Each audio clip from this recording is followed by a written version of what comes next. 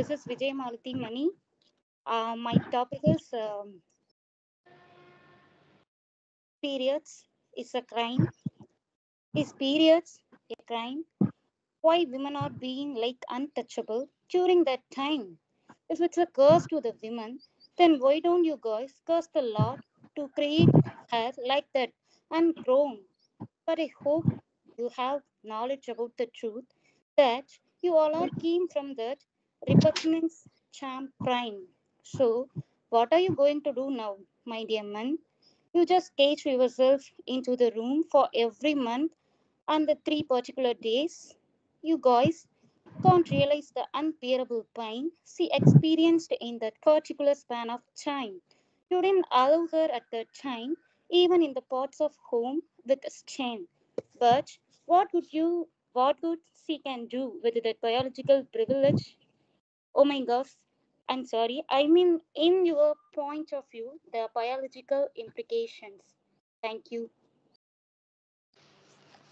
Thank you so much ma'am. Topic आपका बहुत ज़्यादा यूनिक, तो मैं नहीं बोलूँगा, बहुत ही सीरियस टॉपिक था आपका, I would say, and takes a lot of guts to speak on the topic, being a female, I would say. बहुत अच्छा टॉपिक था। रिव्यूज हम बाद में लेंगे एंड में, आई होप आप जुड़े रहेंगे। जिंदल सुगत उपनाम से लिखता हूँ और लुधियाना पंजाब से हूँ। मेरी कविता का शीर्षक है अंतर्मन की चीख। तो मेरे मैं बैठा हुआ खामोश था, गम के नशे में मदहोश था। मैं बैठा हुआ खामोश था, गम के नशे में मदहोश था। खत्म मुझ में आक्रोश था, सब बोले कुछ सीख रहा है, तब अंदर से बहुत चीख रहा था। मेरी आंखों के कोर सूखे थे, नहीं किसी के दर्श के भूखे थे। मेरी आंखों के कोर सूखे थे, न किसी के दर्श के भूखे थे। मुझसे हुए पड़े सब रूखे थे, कहते मां से बस भीख रहा था मैं, अंदर से बहुत भीख रहा था मैं। दिन गिन गिन काट रहा था, जो उसी की मैं बांट रहा था। दिन गिन गिन काट रहा था, जो उसी की मैं बांट रहा था। घूम बना के घाट रहा था, काट कैलेंडर से हर तारीख रहा था मैं, तब भी अंदर से बहुत चीख रहा था। उसने जाने का बोल दिया, कानों में से शीशा सा घोल दिया। उसने दूर कर देने का बोल दिया, कानों में जैसे शीशा सा घोल दिया। मेरी विपत्तियों का द्वार खोल दिया, अपने मन की आशाओं को तन सीख रहा था मैं। चुप तो तब भी था, चुप तो तब भी था, पर अंदर से बहुत चीख रहा था मैं, अंदर से चीख रहा था। शुक्रिया। Thank you so much sir.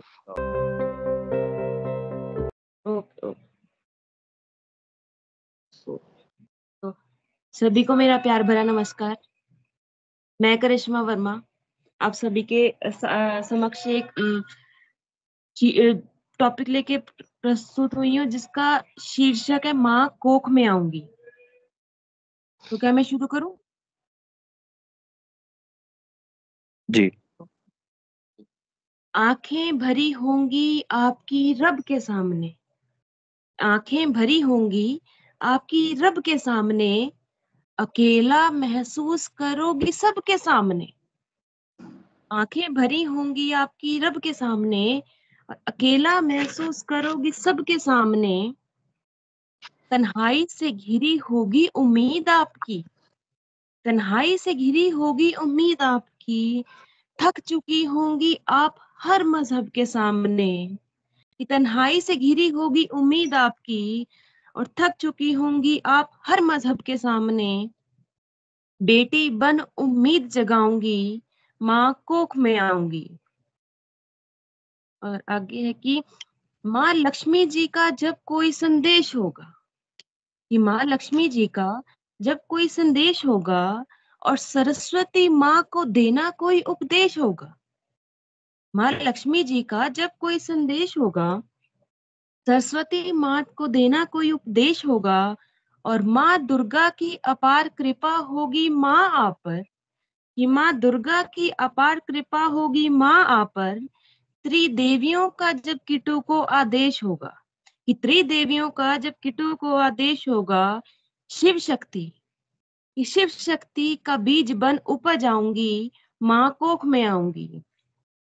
और घर की तुलसी जब तेजी से बढ़ेगी, घर की तुलसी जब तेजी से बढ़ेगी और सुंदर सी चिड़िया रंग बिरंगी तितलियां उड़ेंगी। कि घर की तुलसी जब तेजी से बढ़ेगी और सुंदर सी चिड़िया रंग बिरंगी तितलियां उड़ेंगी, समझ जाना, समझ जाना कि सुख समृद्धि रिद्धि सिद्धि बन, समझ जाना कि सुख समृद्धि रिद्धि सिद्धि बन, फूलों में खुशबू संग हवा में ताजगी जुड़ेगी। समझ जाना, समझ जाना कि सुख समृद्धि रिद्धि सिद्धि बन, फूलों में खुशबू संग हवा में ताजगी जुड़ेगी। कोशिश करूंगी, कोशिश करूंगी कि आभास करवाऊंगी, माँ आपकी कोख में आऊंगी। आगे है कि रातों की बेचैनी हूँ, कि रातों की बेचैनी हूँ, दिन में आराम फरमाऊंगी। कि रातों की मैं बेचैनी हूँ, दिन में आराम फरमाऊंगी। खुशी होगी बाद में, खुशी होगी बाद में, पहले मैं खूब सताऊंगी। खुशी होगी बाद में, पहले मैं खूब सताऊंगी। और असमंजस में होंगी जब कभी अकेले आप, असमंजस में होंगी जब कभी अकेले आप, आहिस्ता आहिस्ता से माँ माँ माँ आवाज लगाऊंगी। आहिस्ता आहिस्ता से माँ माँ माँ आवाज लगाऊंगी। सब्र करना माँ, मैं आपकी कोख में आऊंगी। कि जब आपका प्रशिक्षण होगा, जब आपका प्रशिक्षण होगा, उस वक्त मैं शांत हो जाऊंगी। जब आपका प्रशिक्षण होगा, उस वक्त मैं शांत हो जाऊंगी और डर से सहम जाओगी आप, फिर आपकी हिम्मत बढ़ाऊंगी। कि डर से सहम जाओगी आप, फिर आपकी हिम्मत बढ़ाऊंगी। और आपकी रक्त कोशिकाओं में घुल गई किट्टू, माँ धन्यवाद। कि आपकी रक्त कोशिकाओं में घुल गई किट्टू, माँ धन्यवाद। दावा तो नहीं है, दावा तो नहीं है, कोशिश है आपसे ही जन्म पाऊंगी। सपना है, सपना है कि केवल आपकी कोख में आऊंगी। आखिरी स्टैंजा है कि खुश रहना, खुश रहना उस वक्त आप मेरा संसार रहोगी। खुश रहना उस वक्त आप मेरा संसार रहोगी। पोषण लेना, पोषण लेना जो बढ़ सकूं, आप ही मेरा घर बार रहोगी। पोषण लेना जो बढ़ सकूं, उस वक्त आप ही मेरा घर बार रहोगी। और व्यथा चिंता फिक्र, कि व्यथा चिंता फिक्र सब त्याग देना माँ, व्यथा चिंता फिक्र सब त्याग देना माँ। मेरी देह और मन की आप ही हकदार रहोगी। कि बीज हूँ मैं, बीज हूँ, पौधा आप बनाओगी, माँ आपकी कोख में आऊंगी। मुझे सुनने के लिए बहुत बहुत धन्यवाद। Thank you so much. Parul Nagpal, Karnal, Haryana से आज आपके समक्ष अपनी कविता लेकर आ गई हूँ। मेरी कविता है यारी टूट गई। मेरी कविता में दो में, एक लड़के का कहना और एक लड़की का कहना। पहले सुनाती हूँ लड़के का कहना। यारी टूट ही गई चलो अच्छा लगा, यारी टूट ही गई चलो अच्छा लगा, बिन बोले सब कुछ चला गया अच्छा लगा। यारी टूट ही गई चलो अच्छा लगा, बिन बोले सब कुछ चला गया अच्छा लगा। तूने एक बार भी नहीं बोला, तूने एक बार भी नहीं बोला, अपने दिल का दरवाजा नहीं खोला। घर वालों को मना लेती, घर वालों को मना लेती, बात कर लेती, हम दोनों की यारी टूट गई ना होती। मरना सिखा गई जीऊं कैसे, मरना सिखा गई जीऊं कैसे, अब तेरी याद का आंसू पीऊं कैसे। दिल में वो दर्द, दिल में वो दर्द देकर चली गई तू, एक बार भी नहीं पूछा, एक बार भी नहीं पूछा तेरा क्या होगा, मगर छोड़कर चली गई तू। माना प्यार सच्चा था, माना प्यार सच्चा था, मगर तुम्हें निभाना ना चाहा। माना प्यार सच्चा था, मगर तूने निभाना ना चाहा। अपने माँ बाप को देखकर मेरे को रोता बिलखता छोड़ना चाहा। नहीं किया गया तुझसे एक वादा पूरा, नहीं किया गया तुझसे एक वादा पूरा, जो नहीं किया गया तुझसे एक वादा पूरा, जो था तेरा आधा और मेरा पूरा। छोड़ गई तू मुझे, छोड़ गई तू, जीना सीख जाऊंगा तेरे बगैर, जीना सीख जाऊंगा तेरे बगैर, अगर जीना ना आ पाए तो ना मर जाऊंगा तेरे बगैर। अपना ख्याल रखना आज भी, कल भी और दिन भर भी, मुझे छोड़ दे अपने हाल पर, मुझे छोड़ दे अपने हाल पर, जी लेना तू दिन भर भी। अलविदा दोस्त अलविदा साथी, अलविदा दोस्त अलविदा साथी, गुड बाय के साथ ये खुश रह लेगा तेरा साथी। अब लड़की का कहती है आगे से, करना चाहा मैंने वादा पूरा, करना चाहा मैंने वादा पूरा, मगर माँ बाप को देखा मेरा वादा हो गया डगर मगर। मैंने नहीं छोड़ा तुझे मेरे हालात ने छोड़ा, मैंने नहीं छोड़ा तुझे मेरे हालात ने छोड़ दिया। वादा निभाना था मगर मेरे माँ बाप की आस ने छोड़ दिया। नहीं रहूंगी मैं भी जिंदा, नहीं रहूंगी मैं भी जिंदा, क्योंकि मैं छोड़ आई अपना परिंदा। ना मैं झूठी ना मैं सच्ची, ना मैं झूठी ना मैं सच्ची, मगर हार गई माँ बाप के ये प्यारी बच्ची। ऐसा वैसा ना कर जाऊं, ऐसा वैसा ना कर जाऊं, मैं कहूँ क्योंकि मैं कहूँ प्यार क्योंकि मेरा प्यार था सच्चा। बात करूंगी दोबारा, बात करूंगी दोबारा, छोड़ ना दूंगी तुझे, बात करूंगी दोबारा, छोड़ ना दूंगी तुझे, क्योंकि मेरा प्यार था सच्चा। मैं बेचारी फंस गई, मैं बेचारी फंस गई, दो तरफ ना रह पाई इधर उधर, माँ बाप और तेरे में। हो गई मेरी लड़ाई तेरे साथ फेरे लेने में।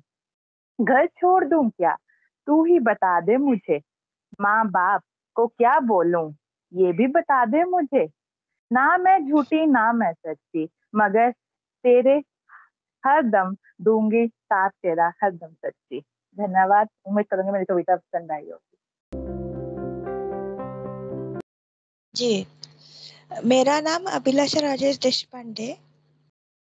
मेरे कविता का नाम है मासिक धर्म। कहते हैं अब हमारी सोच बदल गई है, कहते हैं अब हमारी सोच बदल गई है, पर सोच में आज भी कोई बदलाव नहीं है। पीरियड्स के नाम से कतराते हैं, पीरियड्स के नाम से कतराते हैं, मानो जैसे पाप है। जब बेटी को देवी कहा जाता है, उसके इस तकलीफ में क्यों उसे अकेला छोड़ा जाता है। न जाने क्यों उसे किसी चीज को छूने की इजाजत नहीं है, न जाने क्यों उसे खाना बनाने की इजाजत नहीं है, फिर क्यों मजाक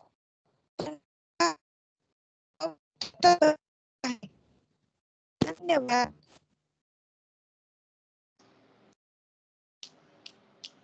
सुनाई दे रहा था ये कविता? जी मैम, हेलो, लास्ट में थोड़ा सा डिस्टरबेंस हो गया था एंड लास्ट बहुत में अच्छा। थोड़ा जी, लास्ट में थोड़ा सा हुआ था। कविता टॉपिक बहुत अच्छा था आपका। थोड़ा सा मेरा पर्सनल सजेशन है, इसको थोड़ा सा इलाबोरेट और करिए। टॉपिक बहुत अच्छा है, इलाबोरेशन की कमी है। आगे चलते हैं।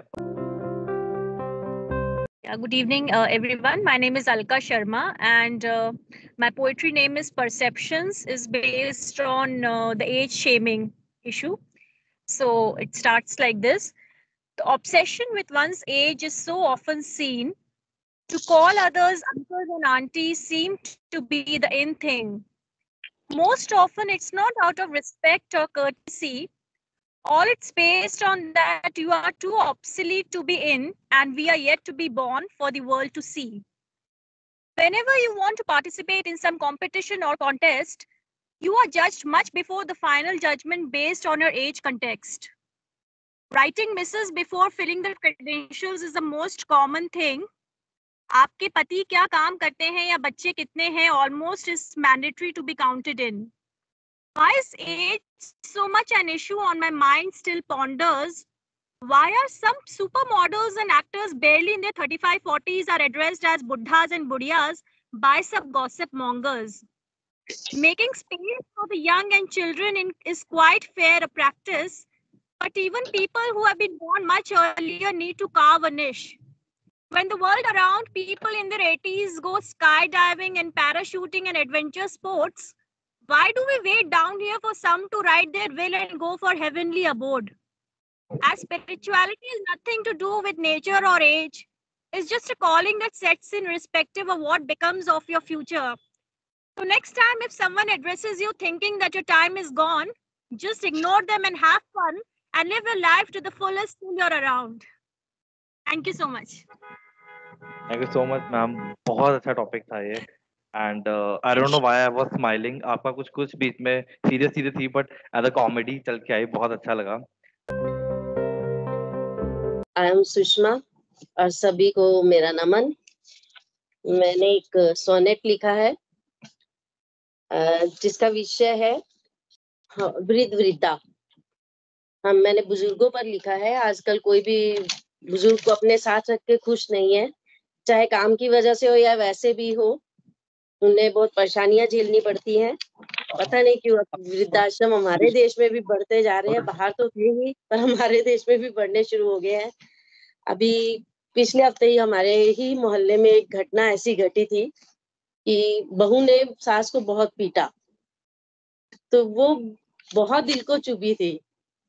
तो अब तो वो अपनी बेटियों के पास है, लेकिन बेटियां भी कब तक रख सकती है, वो भी ससुराल वाली है।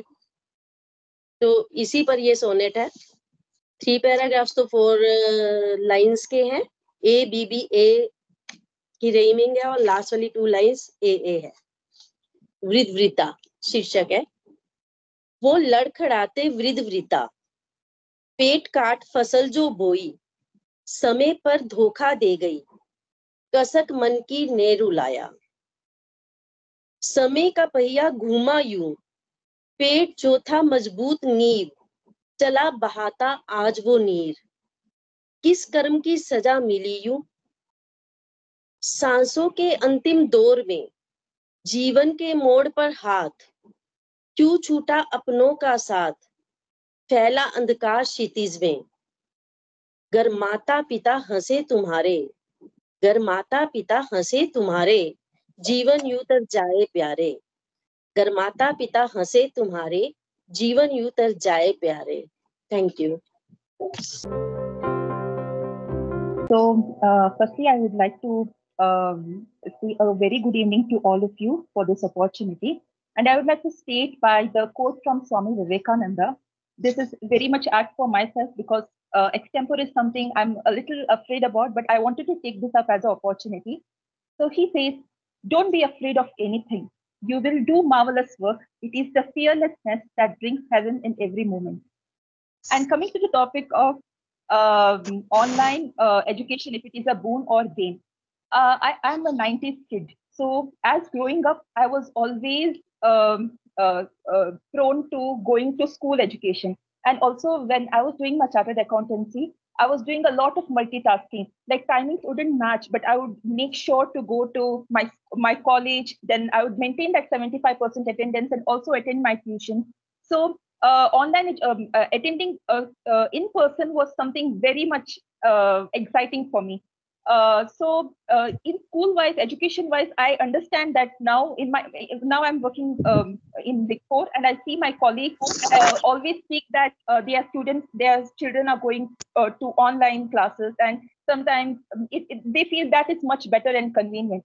But according to me, for me personally, I feel school education is much important. Attending the class that has a different fragrance altogether that is very special and close to my heart.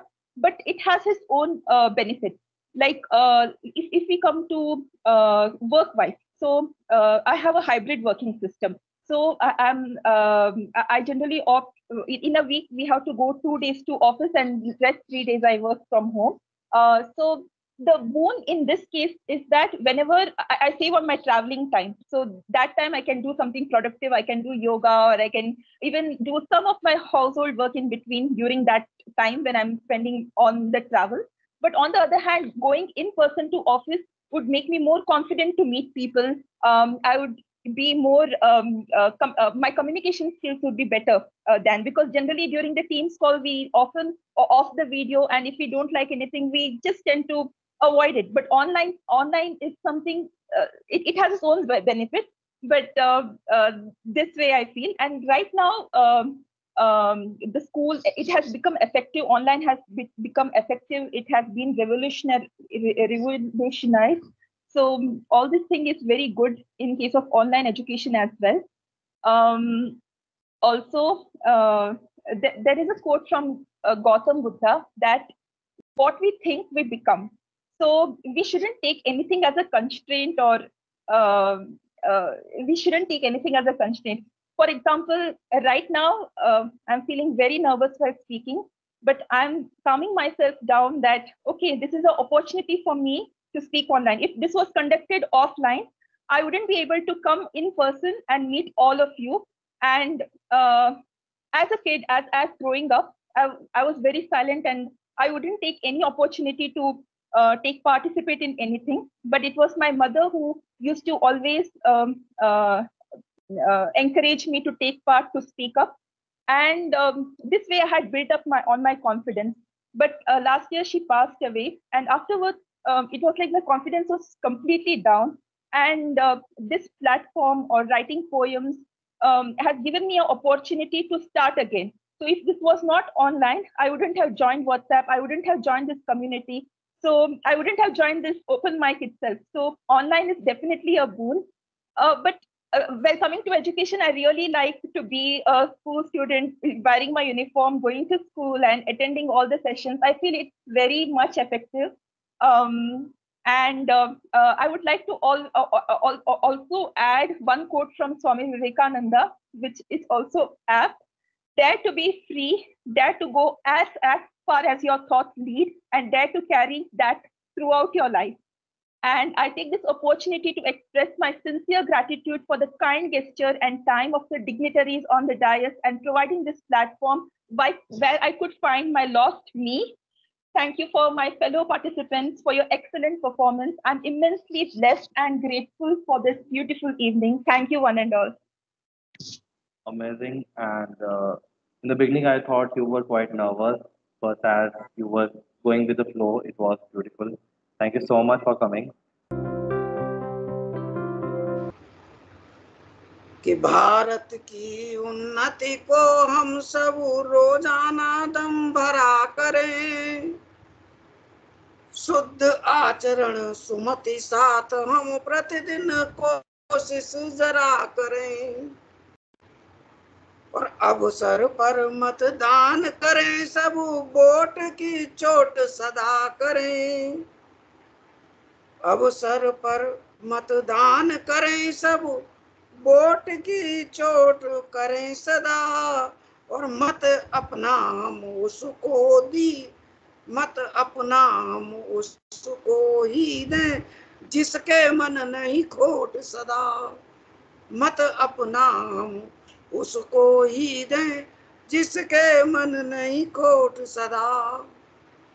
और इसका प्रभाव क्या होगा, या क्या हमें सोचना चाहिए देश के लिए, कि परिवर्तन हो संवर्धन हो यही हमेशा ध्यान रहे, परिवर्तन हो संवर्धन हो यही हमेशा ध्यान रहे, नहीं किसी से वैमनस्य हो और सबका ही मान रहे, और रौब दिखाएं करें धांधली, रौब दिखाएं करें धांधली, ऐसे नेता दूर करो, और कह दो सबको सभ्य सभी हैं, हमको मत मजबूर करो, कह दो सबको सभ्य सभी हैं, हमको मत मजबूर करो।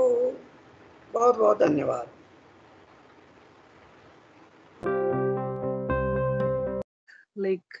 लकीर के फकीर तो हम सब हैं ही, बोलते कुछ हैं करते कुछ हैं। तो I wrote about myself actually, because being a female child I have faced a lot, but I had a family support, so I came through all. So stereotypes, good for you. She is the eldest daughter. He was happy being a father. No one liked it. Oh, female child, hell responsibilities. Giving her good education. Oh, search for a suitable groom and manage for the considerable dowry.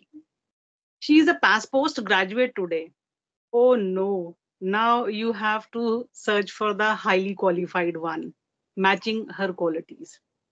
She has qualified UPSC prelims now. Definitely, she won't be getting married. Her standards are high. Love marriage? What are you doing? Presenting a wrong example to the society. Shame, shame. She can't conceive. She is a bad omen for the family. Kick her out of the house. I will support her as she is my child. He supported her at each step in her life. Today, she is a wife. She is an independent working woman. She is a learning mother. And he has only one message for all: keep your stereotypes with you. Good for you all. Thank you so much. Amarpreet ma'am, आप mute पर हैं. बहुत सुंदर आपका. मुझे लगा मैंने अपने आप को ही बोला कि आपने वंडरफुल वंडरफुल रिसाइट किया है. नहीं, बहुत अच्छा. But ma'am, it was awesome piece. Of every write-up of yours are always heart-touching and mind-blowing, I would say. And you know, I'm along with my brother, great fan of yours. तो ये एक कह दो कि reality है life की. उन लोगों के ऊपर है जो घर से दूर जाते हैं स्टडी के लिए, कमाने के लिए, किसी भी चीज़ के लिए. वो क्या फील करते हैं. मैंने तो जिंदगी में ऐसा फील नहीं किया है, खुदा ना खाता फील भी ना करूँ कभी. बट जो लोग घर से दूर होंगे उनको पता होगा. तो मैं चाहता हूँ कि सब लोग इसे सुने और कोई रिलेट अगर करता है तो बहुत अच्छी बात है. टाइटल इसका है घर याद आता है. 4 साल की ग्रेजुएशन ने मुझे घर से दूर भगाया. फिर दोस्तों ने न जाने क्यों झूठ बोलना भी सिखाया. कैसे हो, सब ठीक है ना, कहकर उन्होंने मुझसे मेरा हाल जानना चाहा था. अपने आंसुओं को अपनी आंखों में कैद करके बहुत अच्छा हूँ, आप बताओ, मैंने भी मुस्कुराते हुए कहा. अभी बिजी हूँ, एग्जाम चल रहे हैं, मैं बाद में कॉल करूंगा माँ, कहकर फोन दिया था काट मैंने. और फिर देर रात दारू की बोतल पिलाते थे कुछ दोस्त, उनके पीछे क्या ही कहने. जब बड़ी उम्मीद से हालचाल पूछा था माँ ने मुस्कुराते हुए, अपने गमों को छुपाकर बिंदास हो, मैंने भी कहा था हकलाते हुए. बचपन से जिसे हमारे कुछ कहने से पहले ही सब समझ आया था, आज न जाने क्यों उसी माँ को हमने अपनी झूठी बातों में उलझाया था. कह ना सका, न जाने क्यों तेरे हाथों की बनी वो काली दाल भी अब मुझे भाती है. आज दूर होने पर पता चला है, घर की याद भी आती है. 9 से 7 की नौकरी में न जाने क्यों उलझ सा गया हूँ मैं. ऑफिस के काम करते करते खुद का सुकून ही खो चुका हूँ. आज तो फोल्डर भी सब देख डाले और ईमेल भी सब खोज ली, मगर वो सुकून ना मिला जो मेरे घर ने इतने साल मुझे दिया. काश काश आज ये उम्र और तजुर्बे का लालच मेरा बचपन वापस लौटा पाता. काश आज इस वीरान शहर को छोड़ मैं अपने घर वापस आ पाता. अब तो एरोप्लेन की बिजनेस क्लास वाली जर्नी का सुकून भी 2 पल का है. आंखों को इंतजार आज अपने पुराने घर का. हाँ हाँ, वही घर जो मेरे पापा ने बनाया था. वही घर जिसे मेरी माँ ने अपने हाथों से सजाया था. वही घर जिसमें मेरी बहन छोटी होने पर भी मुझ पर हुक्म चलाती है. आज दूर होने पर पता चला घर की याद भी आती है. अब दोस्तों के साथ Friday night out, movie plan, bar party, clubbing, open mics में वो बात नहीं. शायद इसीलिए क्योंकि वहाँ अमृतसर के कुल्चे और मिट्टी का स्वाद नहीं. 5 स्टार होटल का इंटरनेशनल क्यूजीन भी अब फीका सा लगता है. घर की वो दाल में अब भी घर की वो दाल में भी अब स्वाद मोमोज जैसा तीखा सा लगता है. अब गलती भी करता हूँ तो कोई टोकने वाला नहीं है. चाहे रात को 2 बजे तक पार्टी करूँ, घर पर इंतजार करने वाला कोई नहीं. त्योहारों के सहारे से घर का पानी नसीब होता है. और हर बर्थडे पर घर से दूर होने पर ये दिल भी बहुत रोता है। कभी बर्थडे आए तो लगता है 12 बजे सब उठाने आएंगे, बर्थडे की डेकोरेशन को छोड़ सरप्राइज देकर मुझे जगाने आएंगे। फिर आंख भर आती है ये देखकर किचन में बर्तनों के अलावा और कोई नहीं। सो जा पगले, सुबह ऑफिस जाना है। दिल भी कहता है मुश्किल से कि अब इस घर में तेरे सिवा और कोई नहीं। जो कभी 12 बजे तक सोया रहता था आज अलार्म से पहले ही उठ जाता है। जिसे घर की फिक्र नहीं थी आज, उसे बिजली के अगले बिल का डर सताता है। अब नए कपड़े लेने का मन भी करता नहीं। शायद जरूरतों के आगे ख्वाहिशों का भी बस चलता नहीं। कभी जो माँ के खाने में गलतियां निकाला करता था आज न जाने कैसे जली रोटी खाता है। वीकेंड ऑफ होने पर भी उसे वो सुकून क्यों ना मिल पाता। कभी वीडियो कॉल करते करते आंख भर आती, कभी मम्मी को मायूस देखकर सांस रुक सी जाती। ये 9 से 5 की जॉब, मीटिंग, घर के काम, राशन का सामान, रोजमर्रा की भागदौड़, दोस्तों के साथ घूमना फिरना, पार्टी करना, इन सब में न जाने कब और कैसे जिंदगी गुजर सी जाती। और सच कहूँ तो हमें भी घर की बहुत याद आती, बहुत याद आती। शुक्रिया।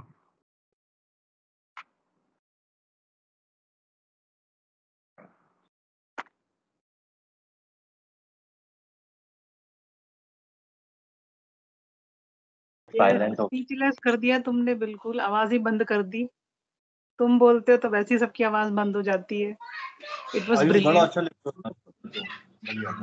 तुम अकेले पहले इंसान हो जो चीजों को, जैसे मैंने नाजिमा जी के लिए कहा था, चीजों को बहुत माइन्यूटली ऑब्जर्व करते हो। तुमने शायद वो घटना स्वयं पर अनुभव नहीं की होगी, लेकिन तुम बाकी के अनुभवों से लिखकर हमें एकदम इमोशनल कर देते हो, जो मैंने कई बार तुमको सुना है ना। का एक्चुअली ऐसा तो उनसे थोड़ा मिल जाता है मुझे। नहीं, you are very sensitive human, and thanks to God we met. I mean, I'm learning new things from you. Thank you so much, and it was wonderful poetry, wonderful.